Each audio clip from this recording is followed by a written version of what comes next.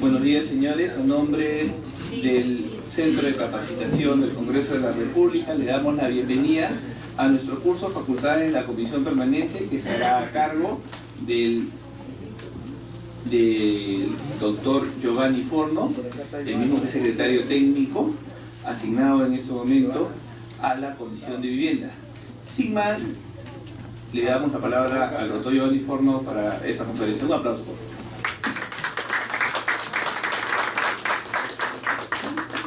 Gracias, Aldo. Muchas gracias también al centro por, en mi concepto, erradamente insistir en invitarme a dar charlas sobre los temas que nos apasionan tanto como son los temas parlamentarios.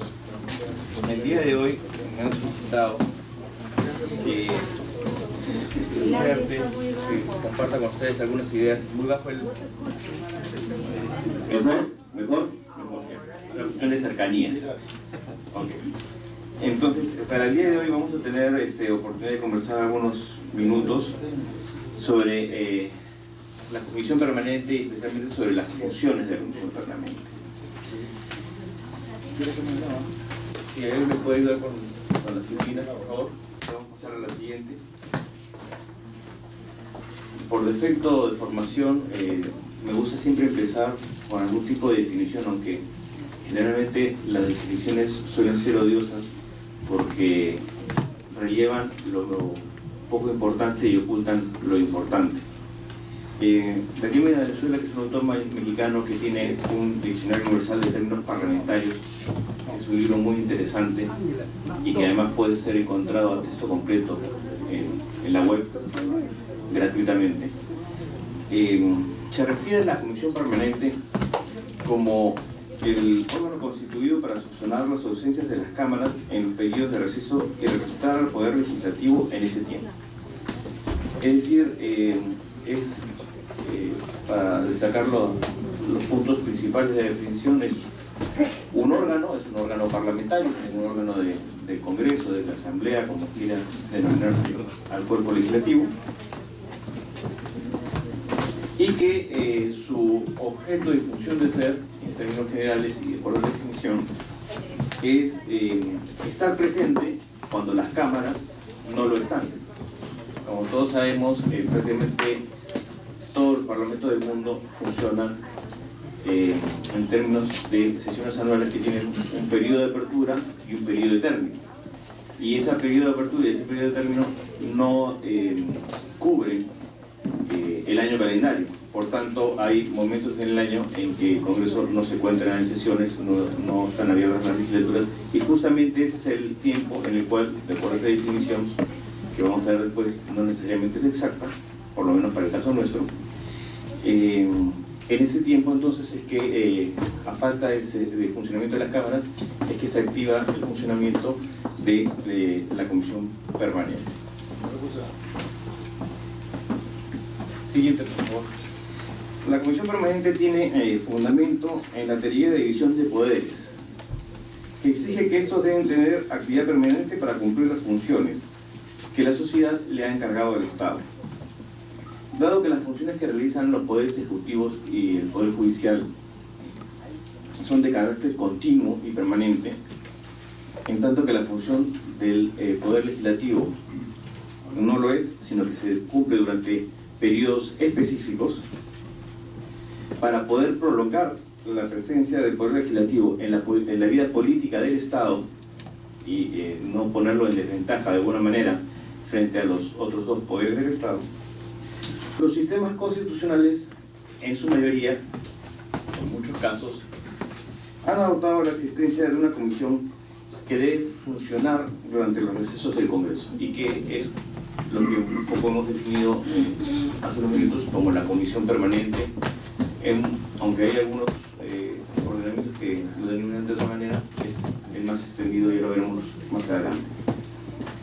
Entonces, un poco la idea es la continuidad del Poder Legislativo. Esa es la razón de ser fundamental o principal, tal vez de origen, de la Comisión Permanente, y que probablemente, de acuerdo a las particularidades de cada sistema, ha ido evolucionando, y ya daremos cuenta de cómo funciona en el Congreso peruano que esta definición temporal tiene sus disquisiciones.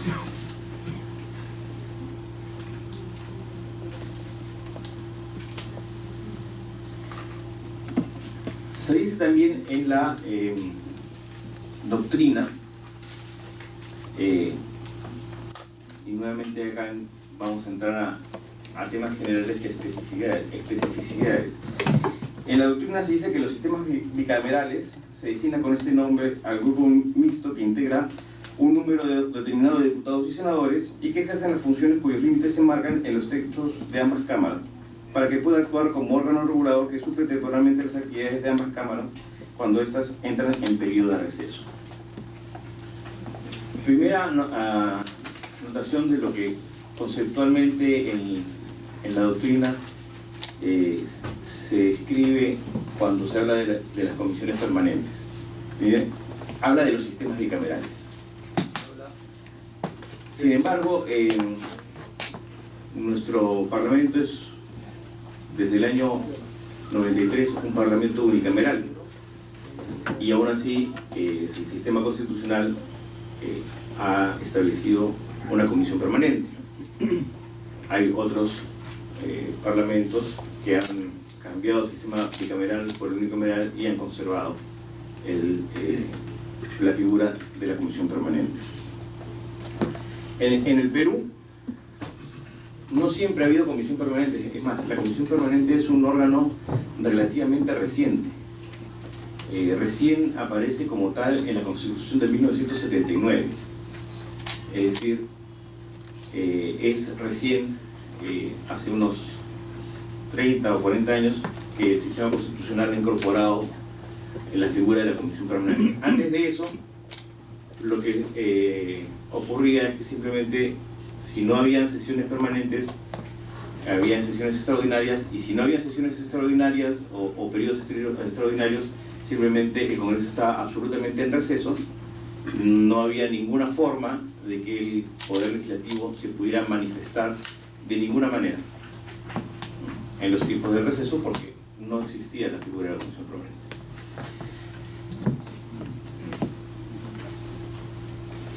La Constitución de 1979 incluyó la comisión permanente en el artículo 185 y decía este artículo que la comisión permanente se componía de 5 senadores y 10 diputados elegidos por sus respectivas cámaras, además de los presidentes de estas como miembros natos. Y la cámara, la comisión permanente era presidido por el presidente del Senado, y solo en ausencia de esta correspondía su presidencia al presidente de la Cámara de Diputados. Eso es entonces en el Perú el origen de la comisión permanente, que luego en la Constitución de 1993 quedó nuevamente integrada al texto constitucional, y hasta ahora, hasta nuestros días, tenemos la figura de esta comisión. Como les decía, existen, no en todos los sistemas, pero en muchos de ellos, la figura de una comisión permanente. En España, por ejemplo, se denominan diputaciones permanentes, y en Honduras, en México, en Paraguay y en Uruguay se denominan comisiones permanentes. No, obviamente, he hecho una búsqueda exhaustiva, es simplemente referencial.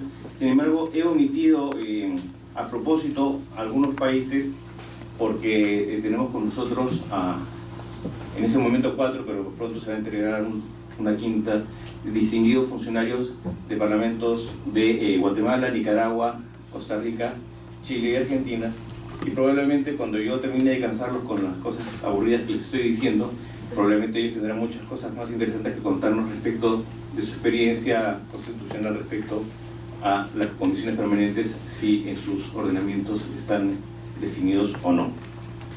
Sin embargo, solamente a manera de ejemplo, los artículos 78 de la Constitución española, el 207 de la Constitución de Honduras, el 78 de México, el 218 de Paraguay y el 127 de Uruguay establecen con fraseos distintos algo muy parecido al texto, al concepto original y a los temas doctrinarios que hemos ido revisando en estos primeros minutos.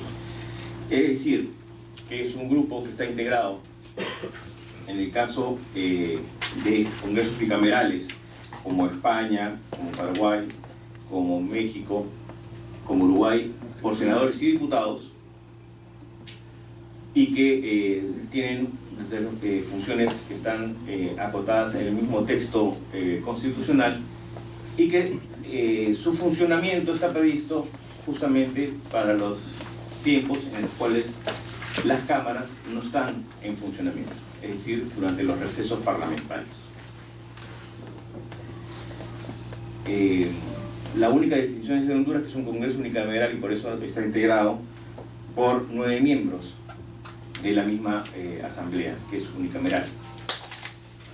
Pero igual funciona en Honduras solamente durante el receso del Parlamento.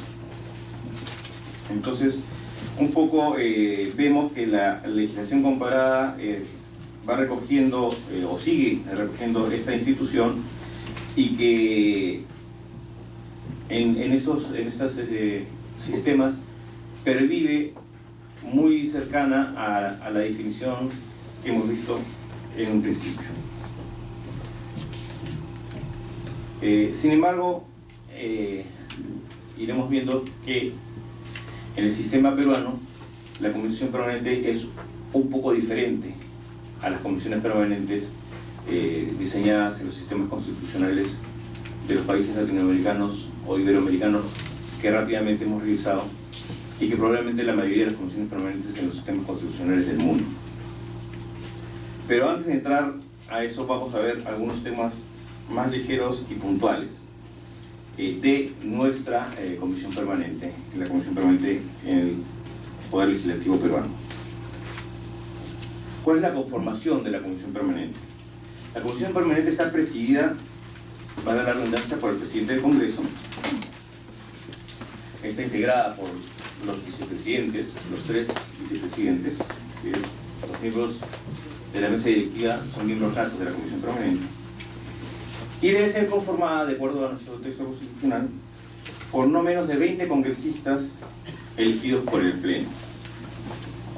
20 congresistas que además deben guardar, en la medida que esto sea posible, la proporcionalidad de los representantes en cada de los representantes parlamentarios, en cada grupo parlamentario, en cada bancada, en cada bloque. En todo caso, si es que, como hemos dicho, no puede ser integrado por menos de 20 congresistas, es importante señalar que el número de integrantes de la comisión permanente no puede exceder del 25% del número total de congresistas, es decir, hay un número mínimo de integrantes, pero también hay un número máximo, y el 25% equivale a 33 parlamentarios.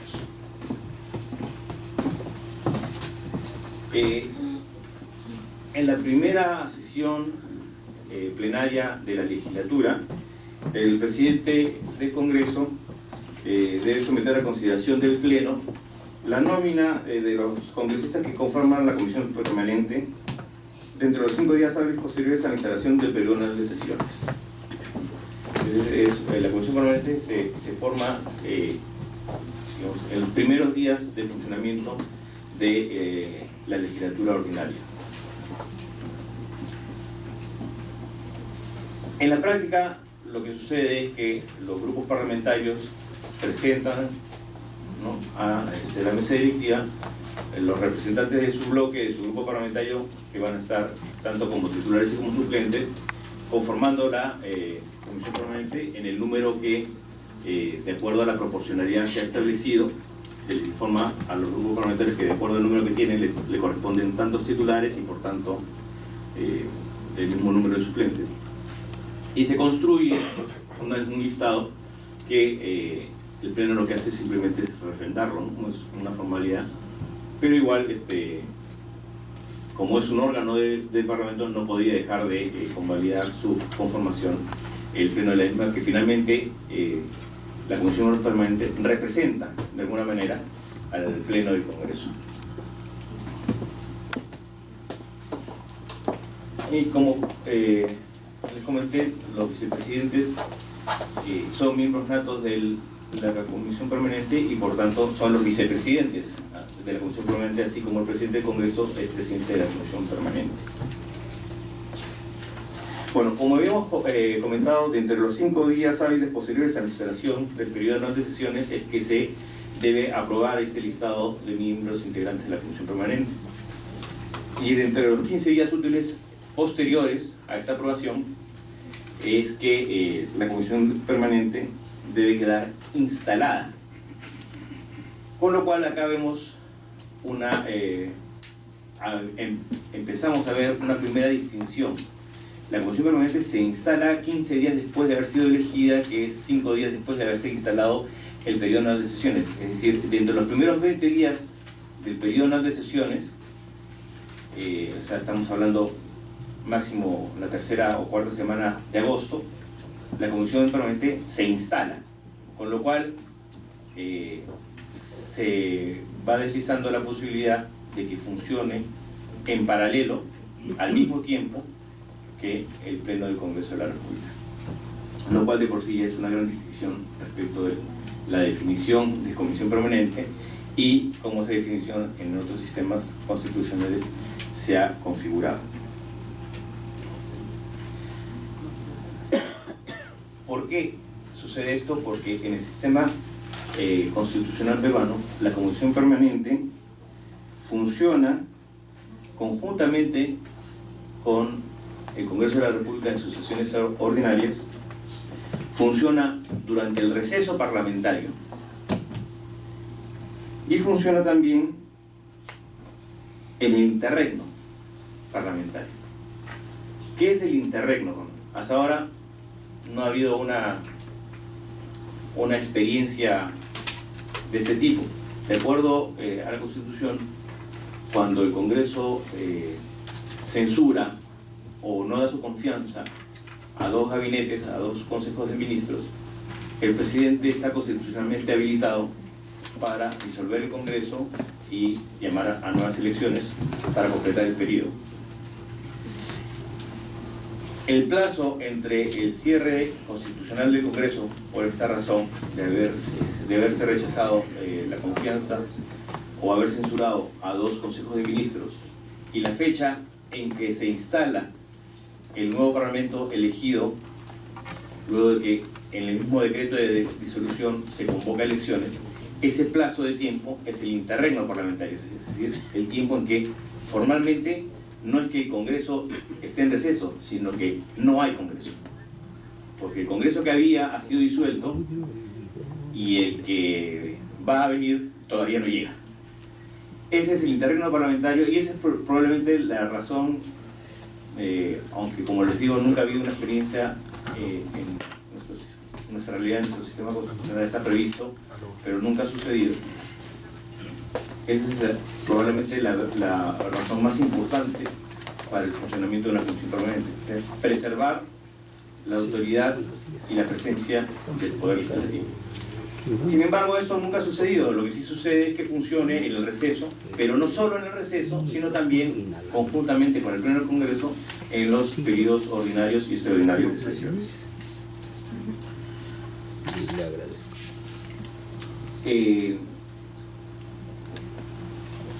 El que funcione la Comisión Permanente durante este llamado interregno parlamentario es, como les decía, la característica principal, porque constitucionalmente se puede disolver el Congreso por las razones que ya hemos dicho, pero esa disolución no alcanza a la Comisión Permanente. Entonces, por eso establece el artículo 174 de la Constitución peruana que la Comisión Permanente es indisoluble, es decir, no hay forma constitucional de disolverla. Disolver la Comisión Permanente excedería el marco de Constitución y estaríamos hablando entonces ya de una interrupción del orden constitucional. Rápidamente, un anterior, por favor. Más antes se han ido adelantando un poquito pero no importa. Además ustedes tienen las unidades también en su poder. Brevemente, porque probablemente lo más importante de esta sesión de hoy día no es lo que yo les diga a ustedes, sino lo que ustedes me digan a mí. La conformación actual de la Comisión Permanente, 4 integrantes de la mesa directiva, el vicepresidente y 3 vicepresidentes, 6 representantes del Grupo Parlamentario Fuerza Popular, 5 representantes del Grupo Parlamentario Nacionalista Gana Perú, 2 representantes del Grupo Parlamentario Acción Popular Frente Amplio, 2 representantes del Grupo Parlamentario Dignidad y Democracia, 2 representantes del Grupo Parlamentario Perú Posible, 2 representantes del Grupo Parlamentario Concertación Parlamentaria y un representante por cada uno de los grupos parlamentarios Partido Popular Cristiano, Alianza por el Progreso del Perú, Solidaridad Nacional y Unidad Regional. En total, 26 parlamentarios conforman hoy en día la Comisión Permanente, que como vemos es más de 20 y menos de 33. Y la variación año a año podría ser de uno más, uno menos, o más o menos, porque como se procura guardar la proporcionalidad de los grupos parlamentarios, entonces hay que ver cómo se acomoda para que todos los grupos parlamentarios estén representados en la Comisión Permanente sin exceder el número previsto en la legislación de 33 parlamentarios y obviamente cuidar de no tener menos de 20 integrantes. Ahora, sí podemos pasar a la siguiente, gracias. Si bien es cierto, se ha señalado que funciona la Comisión Permanente en el caso peruano conjuntamente con el Pleno en legislatura ordinaria o extraordinaria en el receso parlamentario y en interregno, las sesiones efectivas de la Comisión Permanente obviamente se producen cuando los convoca el presidente del Congreso o cuando, y eso es importante, lo solicite 1/3 del número legal de sus miembros. Es decir, para que funcione la Comisión Permanente no solamente se requiere ser convocada por su presidente, sino que a pesar de ello, o por cuerda separada, 1/3, que son 7 parlamentarios en la Comisión Permanente de hoy, 1/3 de parlamentarios podrían solicitar, y obviamente se tendría que dar, la convocatoria de la Comisión Permanente para sesionar. El reglamento de la Comisión Permanente no es otro que el reglamento del Congreso de la República, y así expresamente lo señala el artículo 44, si no me falla la memoria, del reglamento del Congreso, que como sabemos todos es ley orgánica. Entonces, es por eso que la Comisión Permanente no tiene un reglamento especial o específico, sino que sigue las normas de funcionamiento del Pleno, que son las que están establecidas en nuestro reglamento. Sin embargo, cuando hablamos de quórum, el texto del reglamento sí tiene una referencia especial, porque así lo ha querido el legislador, al tema del quórum. Y en el artículo 52 les decía, en el tercer párrafo, se señala expresamente que el quórum para realizar las sesiones de la Comisión Permanente es la mitad más 1 del número hábil de sus miembros. El número hábil es diferente del número legal. El número legal es el número de integrantes totales del cuerpo legislativo, en este caso la Comisión Permanente hoy día tiene 26 parlamentarios integrantes, entonces el número legal de miembros es 26. Pero el número hábil se obtiene de traer a ese número legal los parlamentarios que tienen licencia, y por eso el quórum podría reducirse un tanto. Entonces, como les decía, es la mitad más 1 del número hábil de sus miembros, y esa es la posibilidad con la cual la Comisión Permanente, una vez convocada, deba funcionar. Si no se cumple con ese número mínimo de parlamentarios, no podía gestionar debidamente. Hasta este momento, visiones generales de lo que es una comisión permanente y algunas especificidades de la comisión permanente peruana. Vamos a entrar al tema de fondo de la charla de hoy día, que son las funciones de la comisión permanente. Las funciones de la comisión permanente están establecidas, están dadas de acuerdo al periodo en el cual funcione. Entonces, hay funciones de la comisión permanente que pueden darse en todo momento o en cualquier momento, sea que esté sesionando conjuntamente con el pleno, en legislatura ordinaria o extraordinaria, sea que esté sesionando en el receso o sea que esté sesionando en internet. ¿Y cuáles son esas funciones que tiene la comisión permanente que pueden ser ejercidas en cualquier momento, en todo momento? Fundamentalmente dos. Una, proceder a las acusaciones constitucionales. El artículo 99 de nuestro texto constitucional le asigna directamente a la comisión permanente la función de acusar ante el Pleno del Congreso al presidente de la República, a los congresistas, a los ministros de Estado, a los magistrados del Tribunal Constitucional, a los miembros del Consejo Nacional de la Magistratura, a los vocales supremos, a los fiscales supremos, al defensor del pueblo y al Contralor General de la República. A todos estos funcionarios, altos funcionarios del Estado, la Comisión Permanente tiene la función de acusarlos ante el Pleno por la infracción que puedan haber cometido a la Constitución y por todo delito que cometan o que cometieren en el ejercicio de sus funciones. Y esta facultad de la Comisión Permanente se extiende hasta 5 años después de que dichos funcionarios han cesado en sus funciones. Luego que cesan en las funciones de todos estos que he referido, hasta 5 años después podría la Comisión Permanente tomar conocimiento y denunciar o acusar ante el Pleno del Congreso por infracción a la Constitución o por delito de función.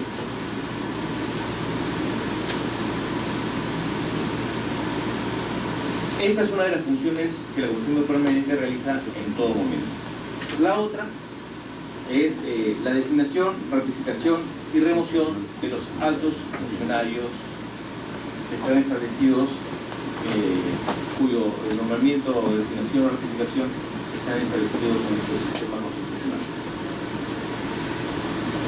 El Congreso de la República, a través de la Comisión Permanente, es el encargado, de acuerdo al artículo 82 de la Constitución, de designar al Contralor General de la República a propuesta del Presidente de la República.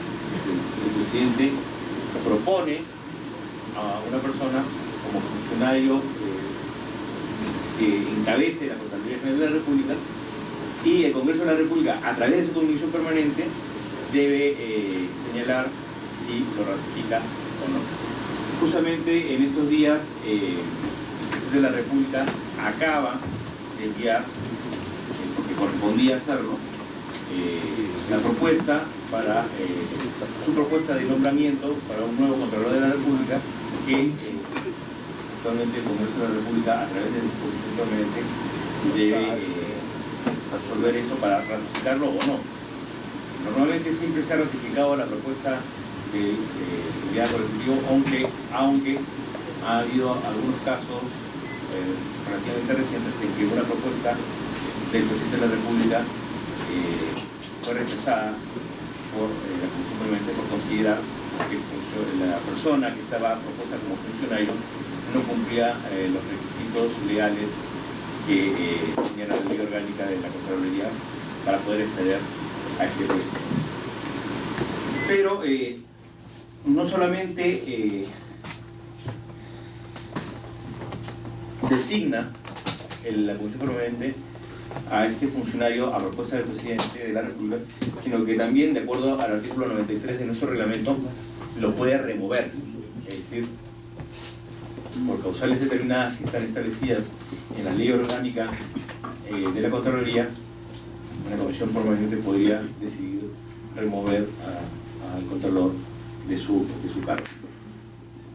Bueno, ese es el caso de la Contraloría, pero también la comisión permanente ratifica al presidente del Banco Central de Reserva.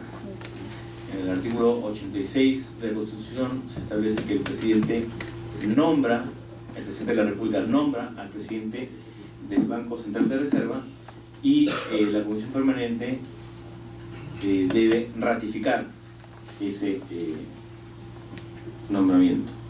El artículo 93 de nuestro reglamento, además de establecer la ratificación, establece también la posibilidad de remoción del presidente del Banco Central de Reserva. De igual modo, por las causales que están establecidas en la ley orgánica del Banco Central de Reserva, la comisión permanente podría decidir remover a este alto funcionario. Y el tercer funcionario o alto funcionario de Estado cuyo nombramiento o ratificación está a cargo de la comisión permanente es la designación del superintendente de banca, seguros y administración de fondos de pensiones. Nuevamente en este caso, al igual que en el caso anterior, acá no es una propuesta como en el caso del Contralor. En el caso del Contralor es una propuesta. En el caso del presidente del Banco Central y del superintendente de bancos y seguros es un nombramiento, y ese nombramiento debe ser ratificado por la comisión permanente. Ahora, la distinción en este tercer caso es que la facultad de remoción en el caso de el superintendente de bancos y seguros no está señalada expresamente en el reglamento del Congreso, como sí lo está señalado para el caso del Contralor y para el caso del presidente del Banco Central de Reserva. ¿Por qué? No lo sé, es un misterio, no sé si alguien lo sabrá, pero la ley orgánica de la Superintendencia de Bancos y Seguros, la ley 26.702, en su artículo 366 señala que la remoción del superintendente la efectúa el Congreso,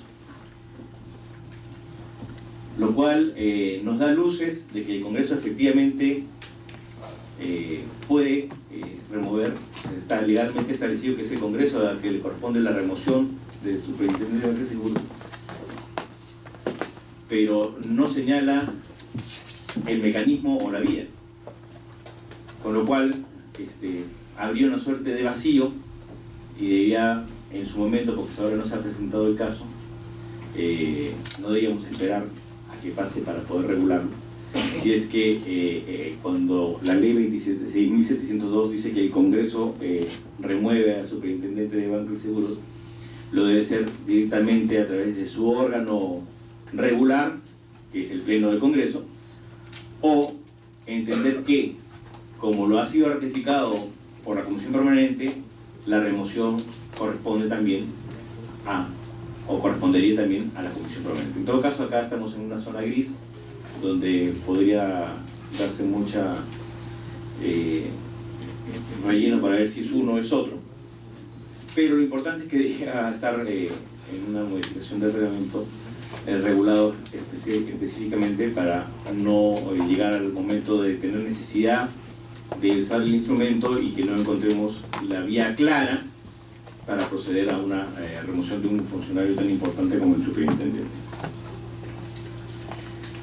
Ahora, estos son los tres funcionarios entonces, o altos funcionarios del Estado, cuya designación o ratificación son función de la Comisión Permanente, que es una función permanente de la Comisión Permanente, al igual que el tratamiento de las denuncias constitucionales. Sin embargo, aunque no está expresamente establecido en el reglamento del Congreso, hay una función adicional que viene cumpliendo la Comisión Permanente. De acuerdo a nuestra Constitución, el presidente de la República, para ausentarse del país, debe solicitar permiso al Congreso de la República. Y el Congreso de la República le da el permiso o no le da el permiso. Hasta ahora, que recuerde, por lo menos en el caso peruano, nunca ha habido una denegación de permiso para que el presidente salga del país. Lo que sí ha sucedido es que, por alguna razón,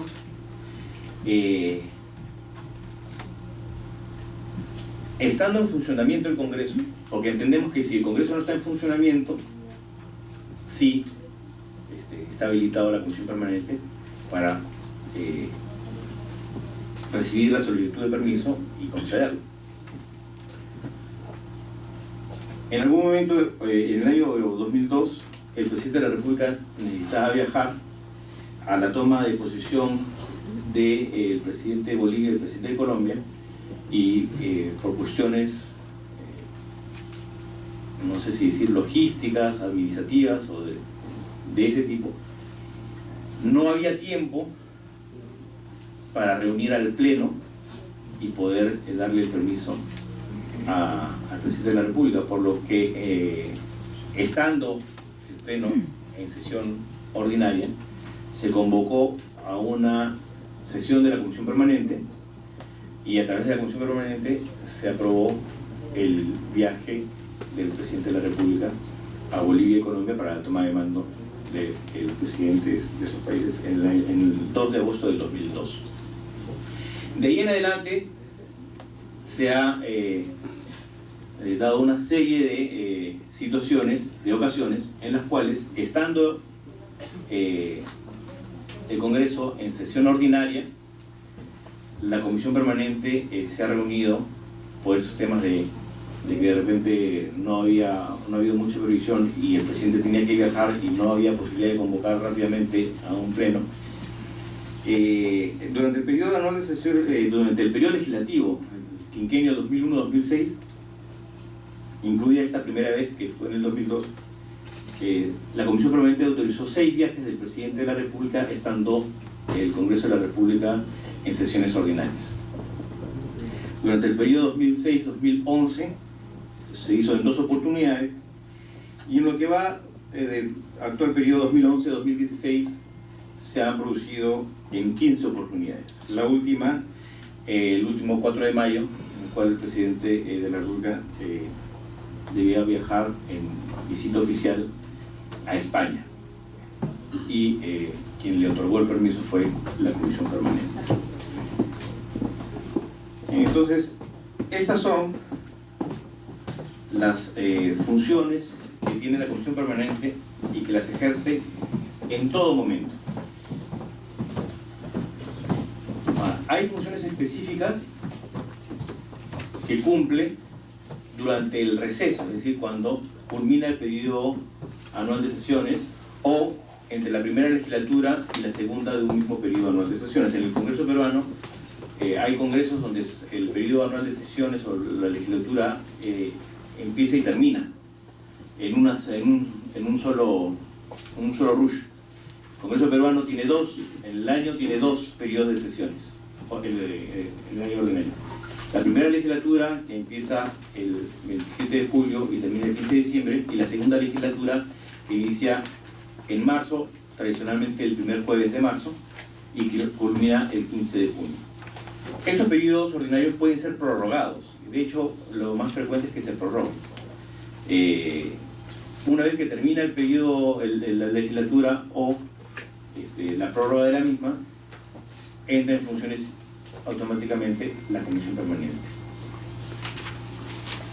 Durante el receso parlamentario, o sea, en estos periodos, entre diciembre y marzo, y entre junio y julio, la Comisión Permanente tiene como función aprobar créditos suplementarios, habilitaciones y transferencias de partidas, para lo cual además requiere una votación calificada de 3/5 del número de miembros de la Comisión Permanente. También tiene la función de recibir y tramitar los decretos de urgencia, los decretos legislativos y los tratados internacionales ejecutivos que aprueba el presidente de la República, aquí, y sobre todo para nuestros colegas extranjeros que nos sientan brevemente, les voy a comentar que el Congreso tiene la facultad de delegarle al Presidente de la República función legislativa sobre materias determinadas por un tiempo determinado con cargo a dar cuenta al Congreso, ¿no? Y entonces durante ese periodo el Poder Ejecutivo legisla a través de lo que nosotros ya denominamos decretos legislativos.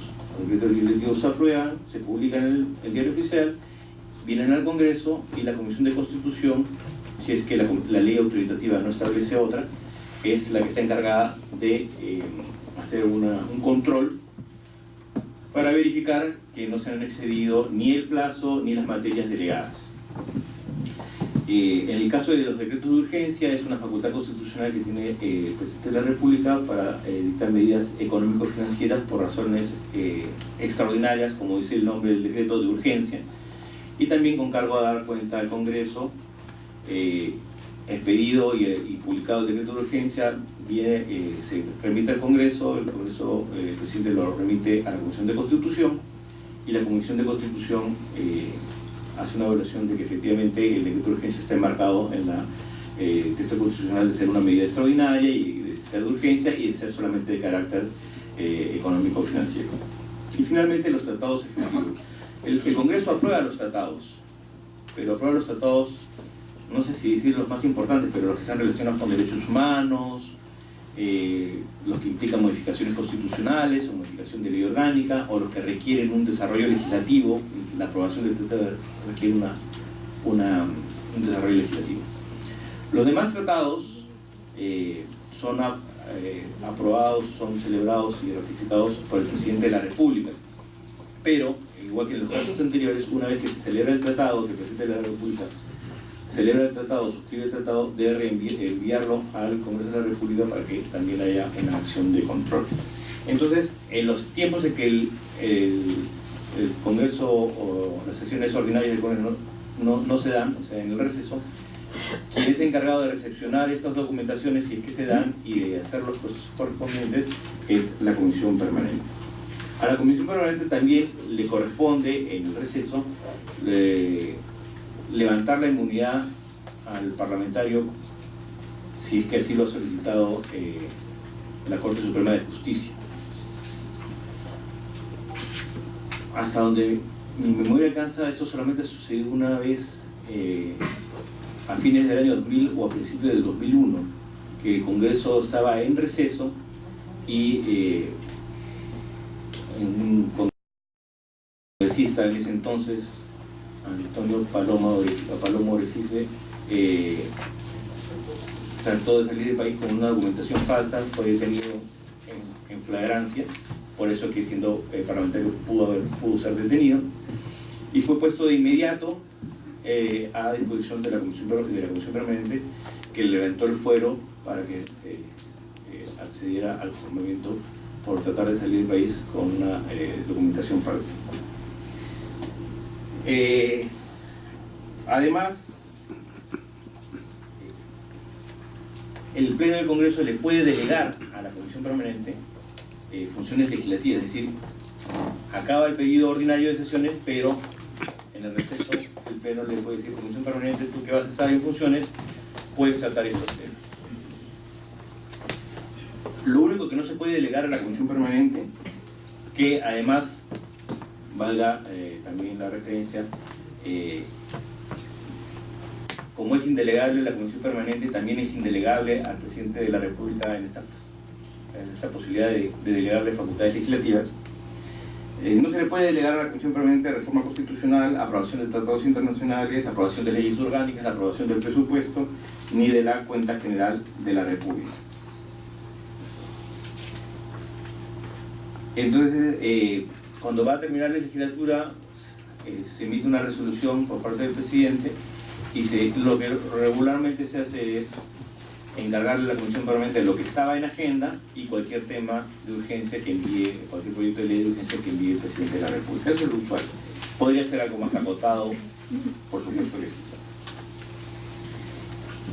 Y finalmente, la última función que tiene la Comisión Permanente en el receso es la de promulgar las leyes que no promulgue ni observe el presidente de la República. Una vez que el Congreso aprueba una ley, se remite al Presidente de la República con un plazo de 15 días para que el Presidente de la República se pronuncie. Sin embargo, este pronunciamiento en realidad no es en dos opciones, sino que son en 3 opciones. El Presidente de la República puede observar la ley, el Presidente de la República puede promulgar la ley, o el Presidente de la República puede no hacer ni una ni otra. Cuando no observa ni promulga y vencen los 15 días, entonces en ese momento el presidente del Congreso es quien está en facultad y en obligación, además, porque no es un acto de volitivo de distinción, es decir, no puede dejar de hacerlo. El presidente del Congreso es el que promulga la ley que no ha sido ni observada ni promulgada por el presidente de la República. Entonces, siendo el presidente del Congreso el presidente de la Comisión Permanente, se entiende, y así textualmente lo establece nuestra legislación constitucional, es que en el periodo de receso, aunque el Congreso está en receso, el presidente de la Comisión Permanente promulga la ley que no ha observado ni promulgado el presidente de la República. Finalmente, la siguiente lámina, por favor. Las funciones que tiene la Comisión Permanente en este denominado interregno parlamentario, que es el espacio, como les había comentado hace unos minutos, el espacio que hay entre la disolución constitucional del Congreso y la instalación del nuevo Congreso que se elige como consecuencia de esa disolución. En ese periodo de tiempo, constitucionalmente el presidente está habilitado para legislar mediante decretos, pero la Comisión Permanente tiene la función de ejercer el control político respecto de esa legislación. Esa es una función. Y la otra, más administrativa, es coordinar la instalación del nuevo Congreso y dar todas las facilidades para la instalación del nuevo Congreso que se elija luego de la disolución del mismo. Esas son las funciones específicas de ese interregno, porque las otras funciones que se dan en todo momento, igualmente en este momento, en este espacio de tiempo, podrían verificarse.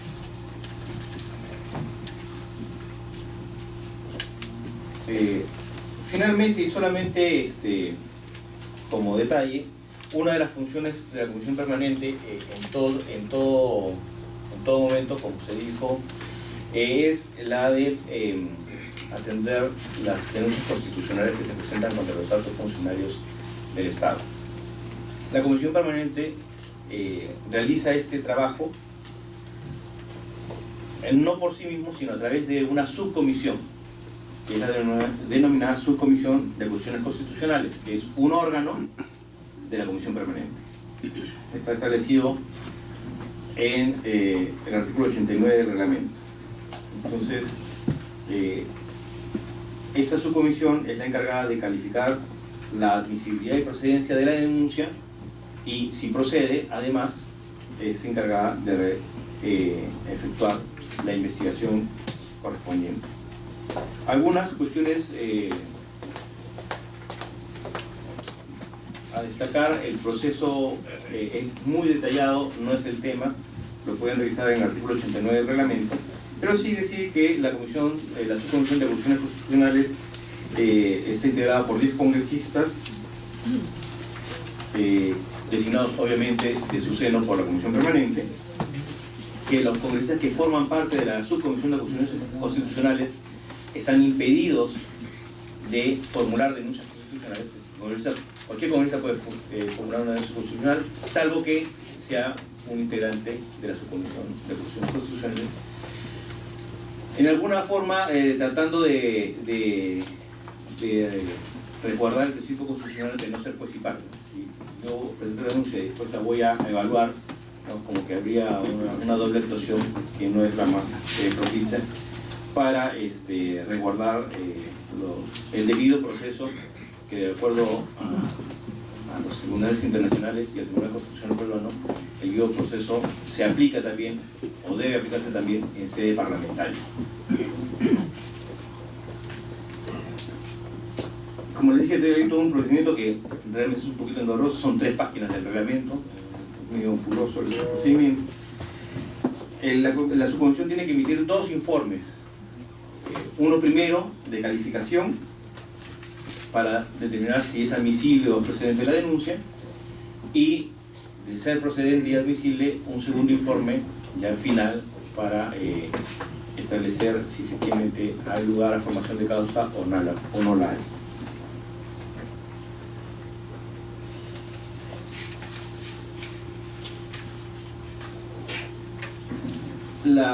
Si la comisión permanente, si la subcomisión permanente aprueba su informe, elabora su informe, lo aprueba y lo eleva obviamente a la comisión permanente. La comisión permanente lo aprueba, se eleva a su vez al pleno del Congreso. Y el pleno del Congreso debe aprobar ese informe para que sea aprobado ese informe. El pleno del Congreso tiene que votarlo con la mitad más 1 del número de miembros del Congreso, sin participación de los miembros de la comisión permanente. En este extremo sí es importante destacar también que se ha interpretado que la exclusión en la votación de los miembros de la comisión permanente recae sobre aquellos parlamentarios que efectivamente han votado en la comisión permanente. Si hay un parlamentario que es miembro de la comisión permanente y por alguna razón de inasistencia o de licencia no participó de la votación de esa denuncia constitucional en específico, sí sería habilitado para votar en el pleno. En fin, eso es un poco a grandes rasgos, y con las excusas por aburrirlos durante poco más de 40 minutos,